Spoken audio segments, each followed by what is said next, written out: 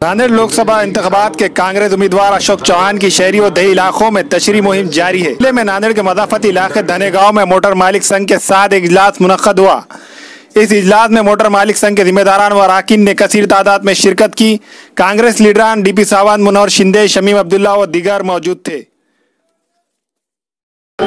बोले कैश नहीं इस्तेमाल करो। अरे कैश ने आधा व्यापार खत्म हो गया, आधा बिजनेस खत्म हो गया, आधा स्पेयर पार्ट का धंधा खत्म हो गया दोस्तों। और ये मामला सिर्फ आपका नहीं, कपड़े वालों का हाल है, तुम्हारे तरकारी वालों का हाल यही है, ग्रेन मर्चेंट का हाल यही है। कोई क्षेत्र ऐसा बचा नहीं है जिसके में आज परेशानियों से नहीं जाना पड़े। बहुत ज्यादा परेशानी सरकार से, बहुत ज्यादा लोग तंग आ चुके हैं। इनकी हुकूमत जो चल रही है दादागिरी है। दादा सब जगह लोग डरे हुए हैं, एक खौफ है, इनकम टैक्स की रेड आ जाएगी, ईडी की रेड आ जाएगी, इसकी रेड आ जाएगी। ये परेशानियों से हर आदमी तंग आ गया है। ये सरकार ने कभी देखी थी ऐसी सरकार? हमारे वक्त किसी को डरने की बात नहीं थी। आज सरकार तय करती है कि मुसलमानों ने क्या खाना चाहिए, क्या पहनना चाहिए, क्या देखना चाहिए, क्या बोलना चाहिए, आप लोगों ने क्या बोलना चाहिए। आप सरकार के खिलाफ में बोलोगे, आपको अंदर किया जाएगा। ये कोई तरीका क्या है?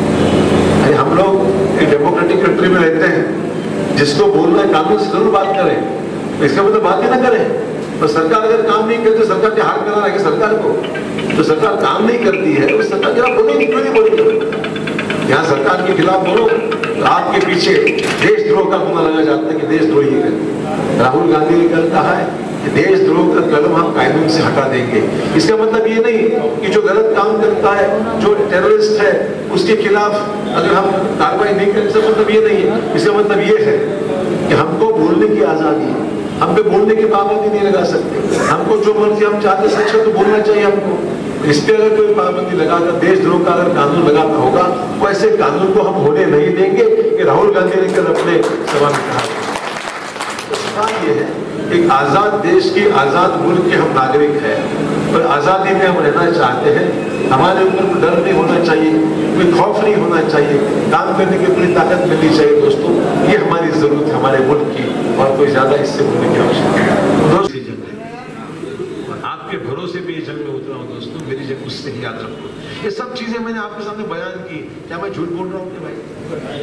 आपकी हर चीज को मैंने यहाँ बयान किया है। मेरा झगड़ा आइडियोलॉजी का झगड़ा है, मेरा झगड़ा मेरे पार्टी के लिए, मेरे विचार का झगड़ा है। मेरा झगड़ा है कि मेरा जो नेता है राहुल गांधी, उसके लिए मैं आपके सामने लड़ रहा हूं कि मैं पार्टी से चुन के जाऊंगा और देश के पार्लियामेंट में जाकर आपकी आवाज को मैं बुलंद करूंगा। दोस्तों याद रखना, मैं आपके पर्सनल कानून में कभी उसमें हाथ नहीं लगा है। तो आपका जाती मामला है भाई, आपको जो ठीक लगता है बताइए। उसमें कोई तब्दीली करेंगे तो आपसे बातचीत करके करनी चाहिए। इन्होंने मुस्लिम पर्सनल लॉ में अपना हाथ डाल दिया और उसमें आपके शरीयत में बदल करने के बाद कुछ नहीं कहेंगे। सवाल है ट्रिपल तलाक का। ट्रिपल तलाक, बहू बेटियां जो परेशानी में है उनको परेशानी ना हो, इसलिए ट्रिपल तलाक की वो बात भाजपा वाले करते हैं। दोस्तों एक आदि औरत का शौहर अगर ट्रिपल तलाक के मामले में पकड़ा जाता है, जेल जाता है, तो फैमिली को कौन देखेगा? सवाल ये है, उसके बच्चे हैं, उसकी बीवी है, उसकी बेटियां हैं, कौन देखने वाला है? इसको कानून कुछ नहीं कहता है, अंदर डाल दो। अरे अंदर डाल दो तो सब फैमिली का क्या होगा? हमारा ऑब्जेक्शन इस बात पे था, हमने कहा भाई इस पे चर्चा होनी चाहिए, बहस होनी चाहिए। उन्होंने कहा हमारी मेजोरिटी है भाजपा की, किसको पूछने की जरूरत नहीं है, बस बरगढ़ के कानून। आज का हाल ऐसा है, तुगलक की कारोबार है, इनको जो मर्जी में आता है वो पास करते हैं, इनके मर्जी में नहीं बैठा तो रोक देते हैं, लोगों को डर बताते हैं। ये जो चल रहा है, समाज के हर व्यक्ति आज ये सरकार से तंग आ चुका है। ना तो गुरुद्वारे की बात हो, ना मुस्लिम पर्सनल लॉ की बात हो, ट्रांसपोर्ट वाले की बात हो, जीएसटी की बात हो, हमारे रोजगार, बच्चों के रोजगार की बात हो, पढ़ाई लिखाई की बात हो, हर क्षेत्र में ये सरकार आज हाथ डाल रही है। अपने ढंग से, अपने दिमाग से, आरएसएस के दिमाग से काम होता होगा। दोस्तों ये काम कभी होने नहीं देना चाहिए, इसलिए देश की सरकार बदलनी चाहिए। दोस्तों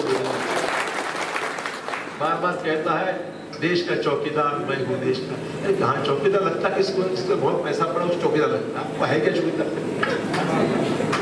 जिसके पास घर में कुछ ही नहीं हो क्या चौकीदार रखेगा? जिसके पास बहुत पैसा है वो चौकीदार रखेगा, अनिल अंबानी रखेगा, अदानी रखेगा, और कुछ दिन बाद मोदी भी चौकीदार रखेगा खुद के लिए। तो जिसके पास कुछ भी नहीं है वो चौकीदार क्या?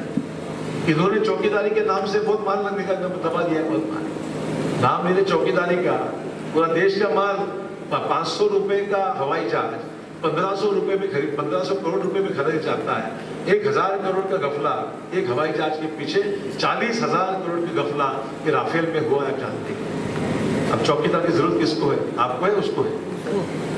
पैसे रखने वाले की जरूरत है चौकीदार। लोग आज बोलते हैं देश का चौकीदार, ये लोग बोल रहे हैं, आज लोग बोले चौकीदार नहीं है, पर मेरा मत, मैं बोल रहा हूँ सब चौकीदार चोर, देश का चौकीदार चोर है, पर हमारा काम करने वाला बेचारा रस्ते का चौकीदार ईमानदार आदमी है, रात भर ड्यूटी करता है। हमारे यहाँ मुख्तलिफ कंपनियों के इलेक्ट्रॉनिक्स और प्लास्टिक के तमाम सामान और फर्नीचर दस्तियाब है। एक मरतबा तशरीफ लाकर खिदमत का मौका दे।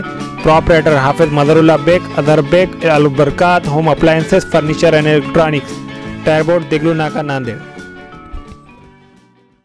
Nanded Urdu news YouTube channel को सब्सक्राइब जरूर करें और बेल आइकन को क्लिक करें। बेल आइकन को क्लिक करने से होगा ये कि आपको लेटेस्ट न्यूज़ अपडेट की नोटिफिकेशन मिलती रहती है।